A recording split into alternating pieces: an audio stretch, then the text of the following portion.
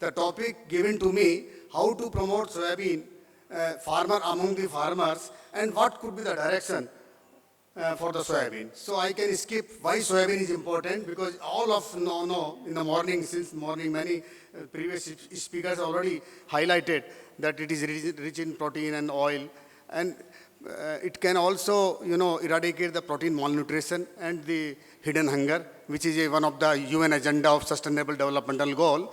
And it is one more important thing is that it fits well in the cropping system. Why I am emphasizing again and again, like our Ramesh Chandra sir also highlighted, that it is also adding nitrogen in the soil. So be it with a soybean, be it with a maize or any other crop, it is very well suited in the cropping system. That's why it is becoming more sustainable in Indian agriculture, the soybean. So, in market, it has great potential. All of us are discussing since in the morning, there are a lot of demand of the soybean as a food, as a vegan food, so which is underutilized at the moment. Less than 5% is being used as a direct food, soybean, in our country. So, a lot of potential is there. There are certain key challenges. As we know that the average yield is lower as compared to other countries. We are far below, less than 50%. So there is a lot of scope how to increase the average yield. Then it will become, because my talk I designed in such a way that I am just, highlighting the challenges and then I'm linking with what could be the focus areas so that we can promote among the farmers. So, and the soybean also, highly susceptible to the fungal diseases.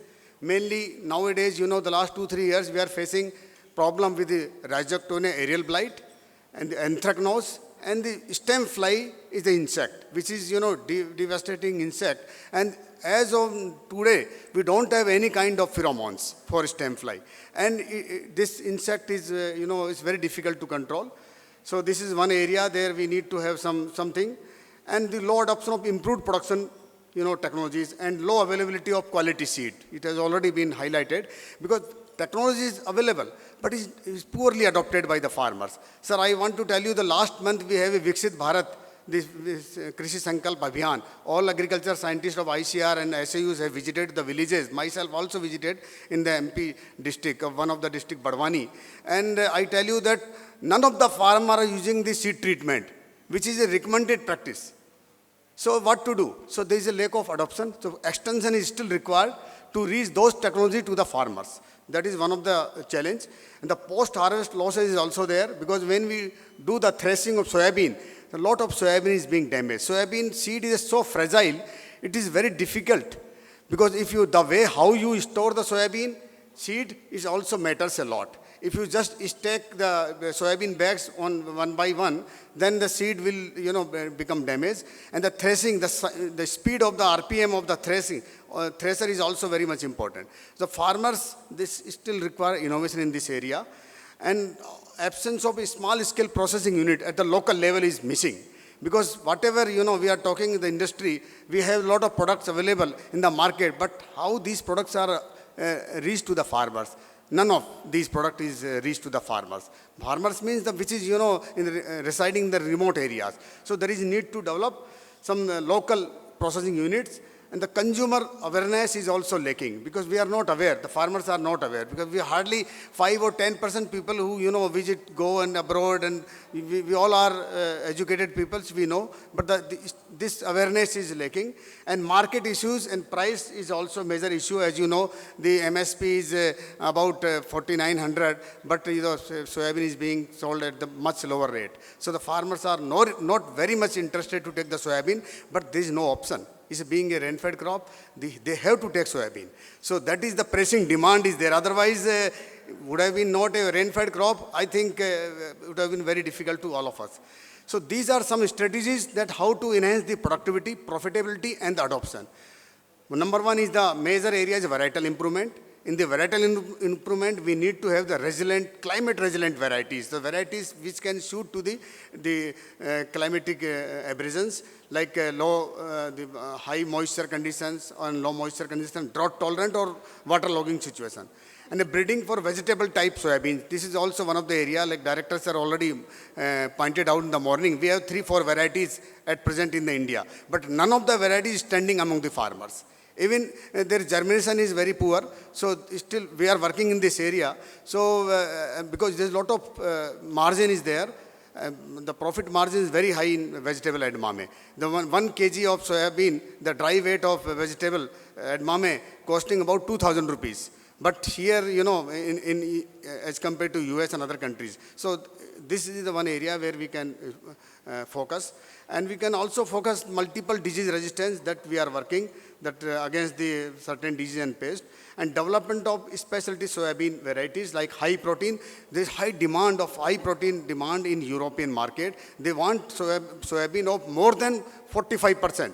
So that is one area. Oil, of course, and the free from anti-nutritional factor that's already been discussed, so that it can fit for the human diet. And then with regard to soil health and nutrient management, this is another area, because soybean, you know, it requires add to the nitrogen in the soil. So nutrient management, soil health and monitoring, emphasis should be given to iron, zinc and sulfur. These are two micronutrients. Iron and zinc is very much essentially required to add in the soil, and it can be applied through seed treatment, or it can be applied as a zinc sulfate as a soil application. That farmers, they have to be educated. Although, you know, our ICAR presence is very small as compared to the large extension network is concerned. But if these 2-3 elements can incorporate, and for the farmers as a crop production technology is there. We already recommended, but it is not reaching to the farmers. Then inoculation with effective soybean rhizobia, microbial consortia. This is very much important, because when soybean started in our country, that time we imported nitrogen as a nitrogen fixing, you know, to gear up the growth of soybean. So now we have the strains developed at our place, which is prepared or isolated from the seed varieties which are currently in seed chain. So these microbes are very much important. The optimal plant geometry is also very much important, because the spacing matters a lot. Seed rate is also very much important. If seed rate is very high than the recommended, then definitely it will be susceptible to the disease and fight for resources. Then intercropping with the cereals, millets and pulses also required to diversify the nutritional diets and improve the system overall productivity. And the land configuration, like broadband furrow system, is one very good tested technology which has to be adopted on larger scale, and we are already working in this area. And the weed, it can also tackle the weed problem, because we don't have GM in our country. So Roundup Ready kind of soybean is not available only, and 30% loss is occurred due to the weed. So this is very much required if you can manage through BBF. So it can also help to improve the nutrient status of the soil, but also control the weeds. And then integrated disease pest management. We need to use biological control agents, IPM modules, which is already there. Use of resistant varieties, specifically for stem fly, RAB, and yellow mosaic virus and anthracnose. We are working for multiple disease resistance, but still a lot of work is required, and we don't have, you know, enough scientists to work in this area. But we are working through our AICRPS network, so hope maybe few years later from now, we may get some breakthrough in this area. And real-time pest management forecasting models is also required to advise farmers, and use of AI-based diagnosis tools to predict the disease and pest, so that suitable management practices can be taken care of. Seed treatment is very much required. It is a very prerequisite for soybean, particularly because it's a rain-fed crop, and it is highly susceptible to seed and soil-borne diseases. So recommended fungicides, insecticides are available in the market, but we need to have to be sure that seeds should be treated. Then inoculation or coating or priming of seeds with the climate resilient microbes. For example, I told you the Rhizobium and PGPR consortia. And then the fourth one is a mechanization, post-harvest management and processing and product development, which is required to afford by the farmers, like the proper planters. BBF planter is already there. We need to have for weed control and harvesting of small scale holders, because whatever threshers are available for the farmers, that need to be fine-tuned. Research on reducing the harvest and storage losses. As I told you, the soybean storage is very much important, so that it can improve the longevity and the seed germination. And promote on-farm storage and processing units. This is also lacking. And processing product development, we need to develop a cost-effective village-level processing technology like soya milk, soya tofu, soya flour. So at village level, we need to develop technologies and also need to reduce the anti-nutritional factors, digestibility, and for direct human consumption is also required. We need to explore the fermentation and fortification for bioavailability, enhance soil enhance and texture, shelf life and culturable acceptability of soya food, which is very much required, and this is only possible through the awareness and mass scale awareness program. And then for value addition, market, consumer awareness, and policy interventions. These are the areas which is required so that it can promote among the farmers, like to study the demand and export opportunities. And also for value addition, we need to promote the use of food grade varieties, like we already released NRC 142, NRC 150, and NRC 147 for making tofu and textured soya protein. And one more important thing, the farmer producing organization need to be connected through this to as a value chain addition, and to support women self-help groups to process market soya-based food product and linking nutrition with livelihood. And also to be incorporated in the nutritional models like midday meals and ICDS and public distribution program. Otherwise, it will be very difficult to popularize among the farmers. And also we need to explore the MSP. We need to relook insurance policies and incentivize the farmers to grow soybean to both market and household consumption, and for ensuring regular supply of nutrition to the programs of the government or funding agencies.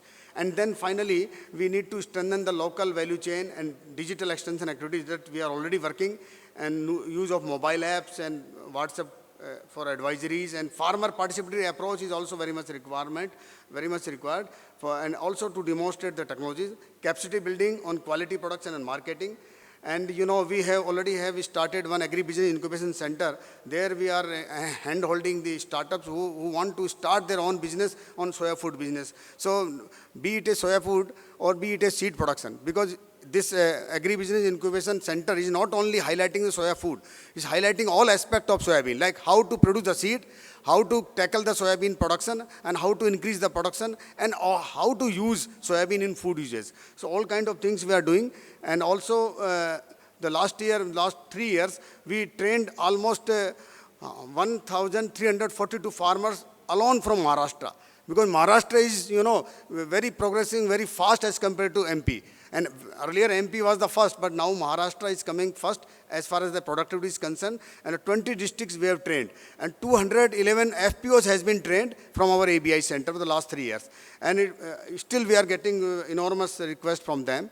And this is, just a glimpses of the MOUs we have signed with the FPOs, all kind of things. And these are the products we are making in our ABI center.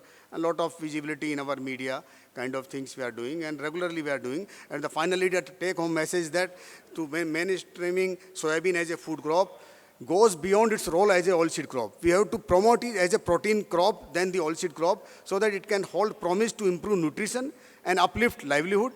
Research must be integrated with breeding and genetics, processing, nutrition, value chain, and policy for a true impact on India's food security. And at the end, soybean, which is feeding families, enriching soils, building a healthy India. Thank you very much.